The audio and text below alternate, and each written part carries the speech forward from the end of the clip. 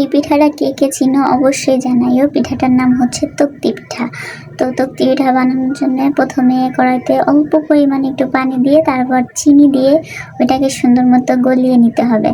তবে হ্যাঁ, এখানে খেয়াল রাখতে হবে যাতে পুড়ে না যায়, চিনিটা অল্প আছে গলিয়ে নিতে হবে। তারপর যখন দেখা যাবে যে পুরোপুরি একদম চিনিটা গলে গেছে, শিরা তৈরি হয়ে গেছে, ওর মাঝে দিয়ে দিতে হবে নারিকেল দিয়েই তো কিছুক্ষণ নেড়ে চেড়ে নারকেলের পানিটা টেনে আসলে তার ভিতর দিয়ে দিতে হবে হচ্ছে আগে থেকে ভেজে রাখা চাউলের গুঁড়ি। এখানে চাউলের গুঁড়িটা একদমই দেখছেন কতটা লালচে টাইপের হয়ে গেছিল, তো ভেজে একদম লালচে টাইপের ওই গুঁড়িটা দিয়ে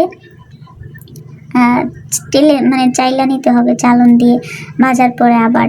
তারপরে এটা দিয়ে ভালো করে নেড়ে চেড়ে মিশিয়ে নিতে হবে। আর মিশিয়ে নেওয়ার সময় নুন আর হচ্ছে এলাচ জিরা এগুলার ভেজে গুঁড়ো করে অল্প একটু দিলে খুব সুন্দর স্মেল আসে।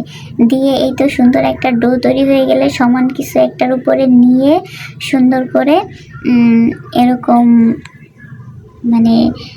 এই যে রুটি বেলা যে বেলনটা থাকে ওটা দিয়ে সমান করে তারপর পিস পিস করে কেটে নিলেই রেডি তক্তি পিঠা।